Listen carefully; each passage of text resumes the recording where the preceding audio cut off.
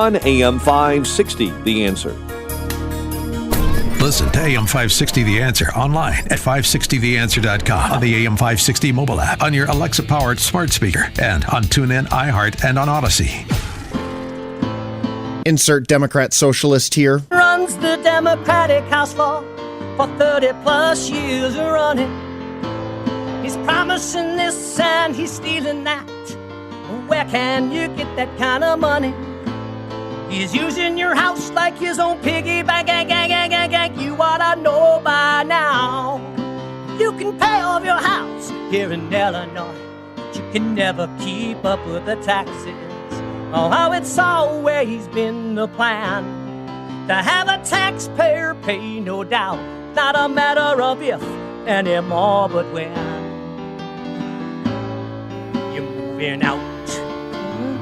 I said, when you're moving out. Top of the morning, Dan and Amy. That theme music means it's time for our weekly confab with Ted Dabrowski, president of Wirepoints.org, all things Illinois policy related. And that was a really good commentary by Jeannie Ives you just heard after Mike Scott's newscast. Perfect segue to Ted.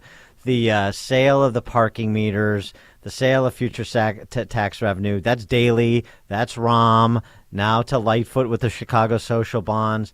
The heists just keep going and getting bigger as the House of Cards that is Chicago's finances gets more wobbly with each passing day. Probably too sophisticated for most of these Democrat socialists to understand, but not too sophisticated for a lot of people leaving Chicago to understand. Ted, thanks for joining us. Appreciate it. Hey, good morning, Dan. Good morning, Amy. How about that? I can't remember if we talked to you last week before or after our tackling of Lightfoot's Chicago social bonds gambit, but connecting the dots like Ives did in that commentary, from the parking meters to the sale of future sales tax revenue to this gambit by Lightfoot, it really shows you that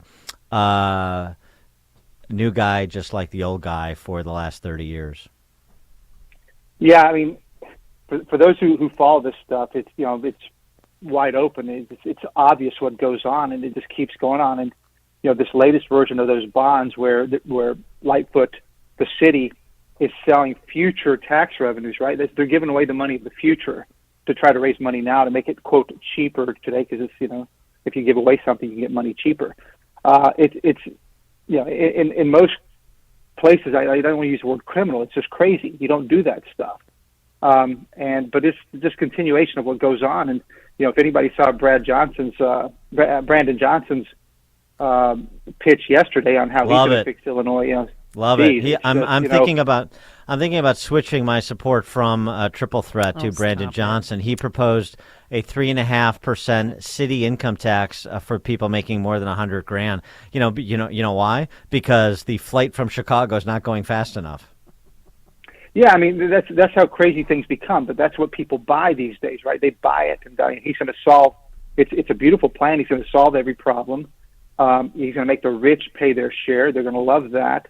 And not only that, but the rich coming in, on Metro, I'm going to make them pay. These airlines, they're going to charge them more for their jet fuel tax, make them pay. We'll have a mansion tax so that when you sell your big mansions in Chicago, we're going to tax the heck out of you. Yeah, and by the way, really, like an exit tax? Oh yeah. By the way, if you make $100,000 in Chicago, you're not rich. You're rich. Sorry, I have to tell you that you're not rich. Yeah. Okay. Sure. That's right. That's a couple each making $50,000, right? It's crazy, and so he's got this whole massive list of taxes, and that again will just chase out the tax base, chase out the eventually the corporations, right? McDonald's is warned. I mean, don't be surprised.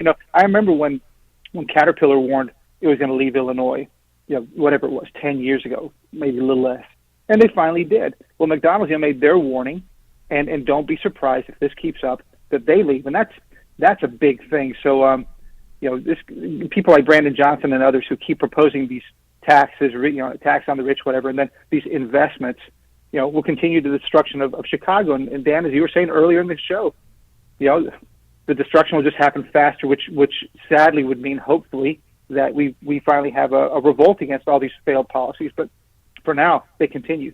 Well, people seem to be revolting against the gun ban, another 1,690 plaintiffs have sued or have joined the lawsuit to gun bans in Illinois. Do you think they're going to be successful? It's hard to say here.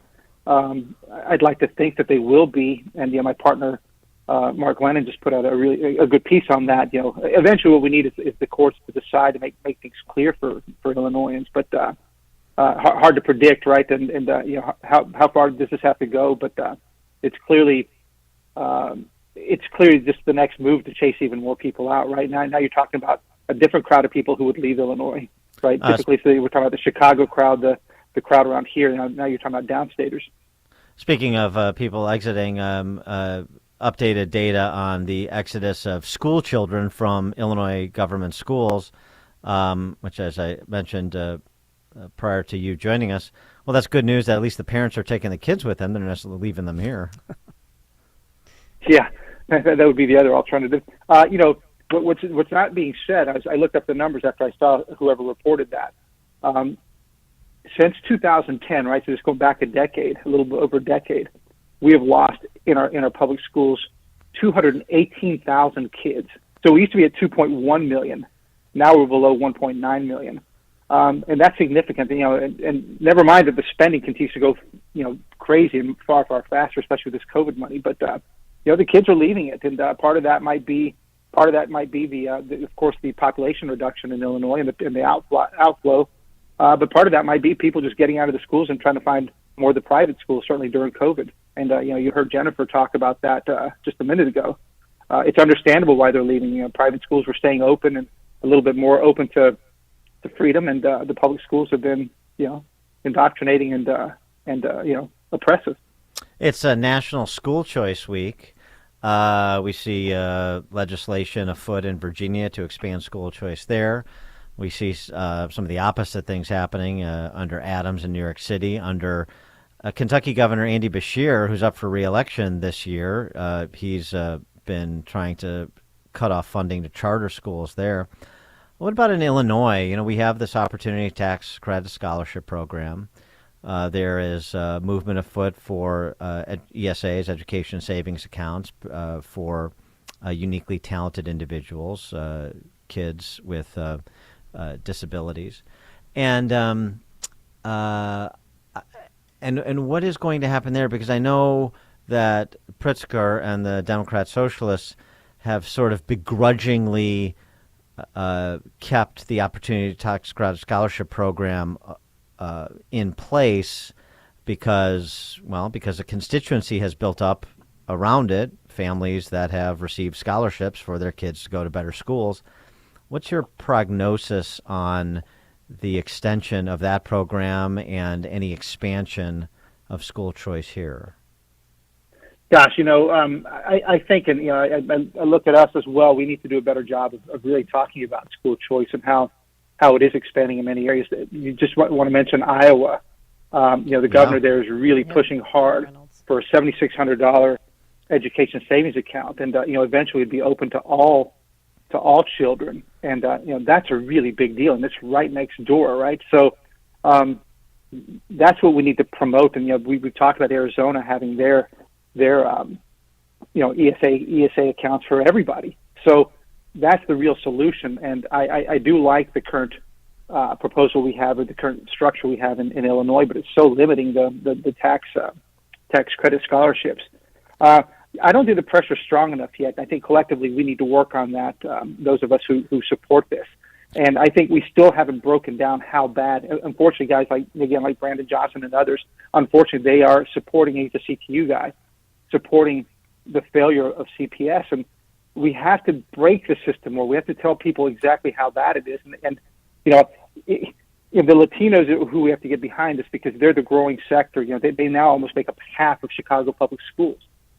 Only 1 out of every 10 kids in 2022, Latino kids, could do math at grade level, right? So that means 9 out of 10 couldn't do math at grade level. And reading, it's not even 2 out of 10 who can read at grade level. So we've got massive failure. The black students have even worse performance. So, how the hell we keep having a system that allows that? And they perpetuate it. They move the kid through the system. It doesn't matter what happens. They graduate them. It doesn't matter what happens. I just one point of disagreement with Jennifer say earlier.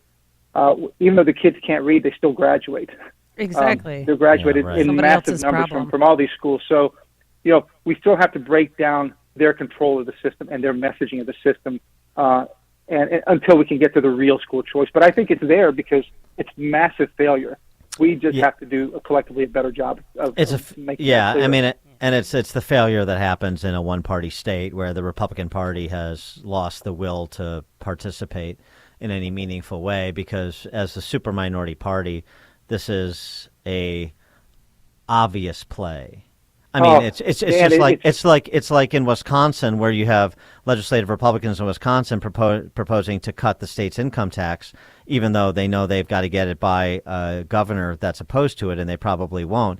But they're staking out ground, and they're saying this is our vision for the state of Wisconsin. Well, that's the same thing the Republican Party could be doing here. Say this is a program that works in Illinois, the Opportunity Tax Credit Scholarship Program, and school choice works everywhere it's tried. And not only does the Opportunity Tax Credit need to be extended, we need to do ESAs, we need to do more. All they need to do is walk through all the data that you guys at Wirepoints have pulled together and say, obviously this is an urgent need to airlift kids out of terrible schools and get them into schools that are educating children. And one way we can do that is empower parents with the resources to make that choice. And yet you hear no collective voice coming from the Republican Party in that direction. And so what happens? Brandon Johnson and all the teachers union flags suck up all the oxygen. That's exactly right. I mean, this is such a simple populist play. And I say play, it's not even a play, right? It's a populist message. Look, what they've managed for you, the people who've been in charge, right? And it's largely Democrats for decades. Look what they've given you. Look what you have right now, and look how they covered up. And the Wall Street Journal did a great job of talking about how Illinois' failures are covered up. Look how they covered up. It's a great message they could have. They could own it because nobody else has it. Much like the Wisconsin, idea you gave, they could use the bully pulpit, whatever small bully pulpit they have, and send a vision and a message, and start to change the air. But that hasn't happened, and don't hear it happening yet. Ted Dabrowski, president at wirepoints.org, all things Illinois policy related. Ted, thanks as always. Thank you, guys. Thank you, and he joined us on our turnkey.pro answer line.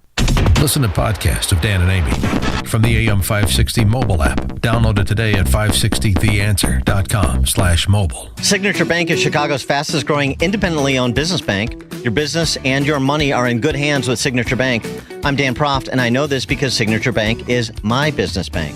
Hi, I'm Dan Migatz, co-owner and CFO of AM Woodland Outdoor Design in Mundelein, and a new